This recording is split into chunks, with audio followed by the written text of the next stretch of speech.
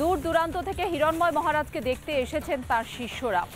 স্বর্ণালী সরকারকে জানালেন যে তারা তাদের গুরুদেবকে এমন অবস্থায় দেখতে পাচ্ছেন না, তাদের বুক ফেটে যাচ্ছে। কি বললেন শুনুন। এটা সত্যি সত্যি কোন বাংলায় রয়েছি আমরা। এর আগে কম করে দুবার তাকে রেফার করা হয়েছে মেদিনীপুরেই, তারপর তমলুক থেকে তাকে তার শারীরিক অবস্থার অবনতি হওয়ার জন্য, নিঃশ্বাসের সমস্যা হওয়ার জন্য তাকে নিয়ে আসা হয় কলকাতার একটি বেসরকারি হাসপাতালে। তিনি চিকিৎসাধীন। এই মুহূর্তে আমার সঙ্গে অনেক মানুষজন যারা প্রত্যেকে হিরণময় মহারাজের শিষ্য, দূর দূরান্ত থেকে এসেছেন, সারা রাত ধরে তারা অপেক্ষা করছেন শুধুমাত্র কেমন আছেন মহারাজ, তার শারীরিক অবস্থার আপডেট জানার জন্য তারা অধীর আগ্রহে দূর দূর থেকে এসে বসে আছেন। আমি প্রথমেই যোগীলাল বাবা এখানে রয়েছেন, তার সঙ্গে কথা বলবো। কি মনে হচ্ছে, আপনারা কি সবাই এই ঘটনার পর একটুখানি ভয় পেয়ে গেছেন, দমে গেছেন? ভয় পাওয়ার কোনো প্রশ্নই নেই, তার কারণ সনাতন ধর্ম আমাদের শাশ্বত সনাতন ধর্ম। মহারাজ প্রত্যেকটা জায়গায় প্রবচনে ভগবান শ্রীরাম আমাদের আস্থা, ভগবান শ্রীকৃষ্ণ আমাদের ভগবান এবং মহাপ্রভু আমাদের ভগবান। আমরা ভগবানের নামধাম করতে পারবো না, এ কোন পশ্চিমবঙ্গ? আমরা প্রতিনিয়ত এটা নিয়ে আমরা প্রতিবাদ করব, তার কারণ সনাতন ধর্মের আমাদের মা বোনেদের ওপরে, সনাতন ধর্মের মানুষের ওপরে কেউ আঘাত করবে, আমরা ধর্মগুরু হয়ে আমরা বসে রাখতে পারি না হাত গুটিয়ে। আমাদের যন্ত্রণায় বুক ফেটে যাচ্ছে, কিছু ভাষা মুখ দিয়ে বেরোচ্ছে না। আমি এসছি সোনামাত্র কৃষ্ণগর থেকে, কালকে সকালেই ছুটে এসছি, ঘাটালে গেছি, ওখান থেকে দাসপুর থেকে তমলুক থেকে এখন এই থেকে আসছেন আপনি? আমি কৃষ্ণনগর থেকে এসেছি। খুব কষ্ট হচ্ছে আমাদের, কারণ উনি আমাদের গুরুদেব। আমাদের মানে বলে বোঝাতে পারবো না যে কতটুকু আমাদের যন্ত্রণা হচ্ছে। উনি তো আঘাত পেয়েছেন, কিন্তু ওনার আঘাতটা আমাদের যে কতটা মানে গুরুদেবের উপর আঘাত মানে আমাদের স্বয়ং ভগবানের উপর আঘাত করা, শ্রীকৃষ্ণের অঙ্গে আঘাত করেছেন। এই আঘাত আমরা কিছুতেই সহ্য করব না।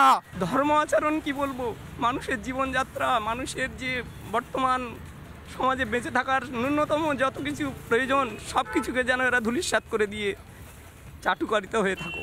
অনেকেই বলছেন যে আমাদের রাজ্যটা বাংলাদেশ হয়ে যেতে পারে না, আমরা সেটা মানতে পারবো না। আমরা প্রত্যেক মুহূর্তের আপডেট রাখছি এবং একই সঙ্গে প্রত্যেক মুহূর্তের আপডেট কেমন রয়েছেন হিরণময় গোস্বামী মহারাজ, সেই খবর আমরা তুলে ধরার চেষ্টা করছি।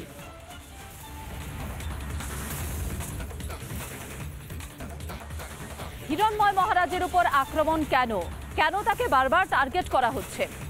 এর আগে 5 বার তার উপর আক্রমণ করা হয়েছে। স্বর্ণালীকে জানিয়েছেন হিরণময় মহারাজ তার অপরাধ একটাই যে তিনি হিন্দু সমাজের পক্ষে কথা বলেন, তার অপরাধ একটাই তিনি বাংলায় হিন্দুদের সুরক্ষার কথা বলেন, তার অপরাধ একটাই যেখানে তিনি সন্ত সমাজের সুরক্ষার কথা বলেন, সন্ত সমাজের কণ্ঠ হয়ে কথা বলেন, হিন্দুদের কণ্ঠ হয়ে কথা বলেন, হিন্দুদের প্রতিনিধি হয়ে কথা বলেন। হিন্দু সংস্কৃতি গোটা বিশ্ব জুড়ে ছড়িয়ে দেওয়া তার প্রধান উদ্দেশ্য, যে কারণে তিনি বিভিন্ন জায়গাতে গিয়ে কিন্তু হিন্দু সংস্কৃতিকে ছড়িয়ে দিচ্ছেন।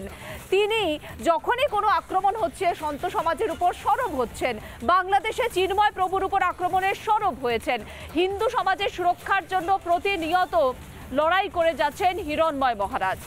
হিরণময় মহারাজের উপর আক্রমণের ঘটনায় বিভিন্ন পেশার সঙ্গে যুক্ত মানুষ, সন্ত সমাজ থেকে শুরু করে যারা বিভিন্ন পেশার সঙ্গে যুক্ত রয়েছেন, সেই সমস্ত মানুষ প্রতিক্রিয়া দিচ্ছেন। গোটা দেশ থেকে প্রতিক্রিয়া আসছে, রাজনৈতিক ব্যক্তিত্ব থেকে শুরু করে সাংবাদিক থেকে শুরু করে যে কোনো পেশা যারা মানবতার পক্ষে কথা বলেন তারা প্রতিক্রিয়া দিচ্ছেন। একে একে শুনে নেব সেই সমস্ত প্রতিক্রিয়া।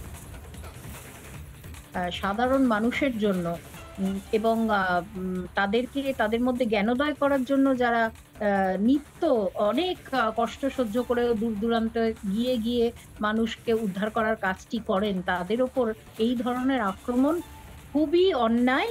এবং এই কাজটি একেবারেই যে করা হয়েছে, যারা এগুলো করেছে, আমি আমাদের সরকারের কাছে আবেদন জানাচ্ছি যে তাদের অবিলম্বে গ্রেফতার করা হোক। এটা যেন বাংলাদেশের চিন্ময় প্রভুর মতন কোনো কেস না হয়ে যায় যে দিনের পর দিন আমাদের আমরা বিচার পেলাম না এবং তিনি জেলের আড়ালে রইলেন। এবং এখানে এনার উপরে যে আক্রমণ করা হয়েছে, যেভাবে আক্রমণ করা হয়েছে, কিছু ভিডিও আমি দেখেছি। এবং হিন্দুরা ঐক্যবদ্ধ হতে জানে না, এই ধারণার থেকেই হিন্দু সন্ন্যাসীদের অবাধে লাঞ্ছিত করা যায়, অপমানিত করা যায়, হিন্দু সন্ন্যাসীদেরকে নিগ্রহ করা যায়। এটা বাংলা বলেই সম্ভব হচ্ছে। জিহাদি শক্তি এবং এই জিহাদি মদতকারী রাজনৈতিক শক্তি উদ্দেশ্য প্রণোদিতভাবে ওনার উপর আক্রমণ করছে।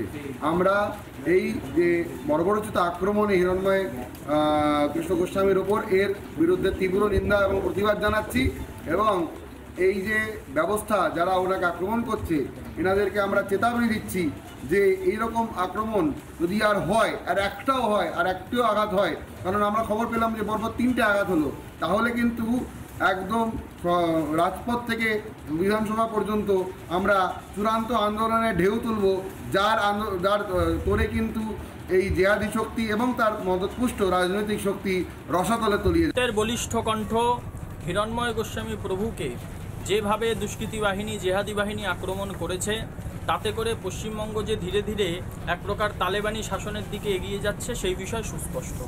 আজ একজন সর্বত্যাগী সন্ন্যাসী যদি বাক স্বাধীনতার অধিকার না থাকে, তাহলে পশ্চিমবঙ্গের আপামর সাধু সমাজ এবং আপামর হিন্দু সমাজের সুরক্ষা নিয়ে একটি বিশাল বড় প্রশ্নচিহ্ন থাকছে। সন্ত সমিতি যে চুপ করে বসে আছে তা নয়, আগামী দিনে হিন্দু সাধুদের উপর যদি কোনো রকম অত্যাচার হয়, অন্তত অখিল ভারতীয় সন্ত সমিতি চুপ করে বসে থাকবে না। আগামী দিনে কলকাতার রাজপথে নামবো এবং যত দূর প্রয়োজন তত দূর পর্যন্ত যাব এবং অ্যাকশন নেব।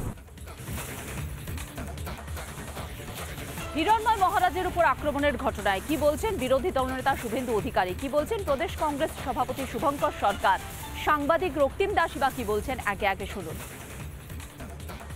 মোগল পাঠানের সময় থেকে চলছে। তারা হিরণ্ময় প্রভুকে পেয়েছে মাঝরাতে, যা করার করে দিয়েছে। এর জন্য দায়ী কোনো সম্প্রদায়ের লোক নয়, এর জন্য দায়ী রাজ্যের মুখ্যমন্ত্রী মমতা ব্যানার্জি এবং তার। এইখানেই যদি সন্ত সমাজ তারা এইভাবে আক্রান্ত হন, তাদের জটা কেটে নেওয়া হয়, তাহলে পশ্চিমবাংলার সাধারণ মানুষ, মা বোনেদের নারী সুরক্ষা তো আগেই গেছে, হসপিটালের মধ্যেই অভয়াকে প্রাণ দিতে হয়েছে, আর মুখ্যমন্ত্রী 10 লক্ষ টাকা দিয়ে সেটা চাপতে চেয়েছিলেন এবং এভিডেন্স ডিস্ট্রয় করা হয়েছে। প্রত্যেক দিনই মহিলা অত্যাচারিত হচ্ছে, এরপরে সন্ত সমাজ এভাবে অত্যাচারিত হলো। আমি তো আমার ধর্মের কথা বলছি, আমি তো অন্য ধর্মের বিরোধিতা করছি না, আমার নিজের দেশের কথা বলছি, দেশের জয়ের কথা বলছি, ভারত মাতাকে জয় বা জয় শ্রীরাম, সেটা হচ্ছে আমার ধর্মের বিষয়, এটা কোনো রাজনৈতিক দলের স্লোগান নয়। জয় শ্রীরাম, সিয়ারাম, রাম রাম এরা আমরা বরাবরই বলে থাকি, হরে কৃষ্ণ বলে থাকি। তো এগুলো বললে কার কী অসুবিধা হচ্ছে আমি তো বুঝে উঠতে পারছি না। এবং কেন রামনবমীর মিছিলকে কেন্দ্র করে এত নিরাপত্তার প্রশ্ন উঠছে, কেন তার পারমিশন নিতে হচ্ছে? এটা সাধারণ একটা পুজো আমরা যেরকম করি, এরপর তো দুর্গাপুজোর তো পারমিশন নিতে হবে মনে হচ্ছে যেরকম অবস্থা। নানা ধরনের কন্টেন্ট দেখার জন্য লাইক করুন, শেয়ার করুন আমাদের ফেসবুক পেজ, সাবস্ক্রাইব করুন আমাদের ইউটিউব চ্যানেল। পাশাপাশি অন্যান্য ব্রেকিং নিউজের জন্য অবশ্যই চোখ রাখুন রিপাবলিক বাংলায়।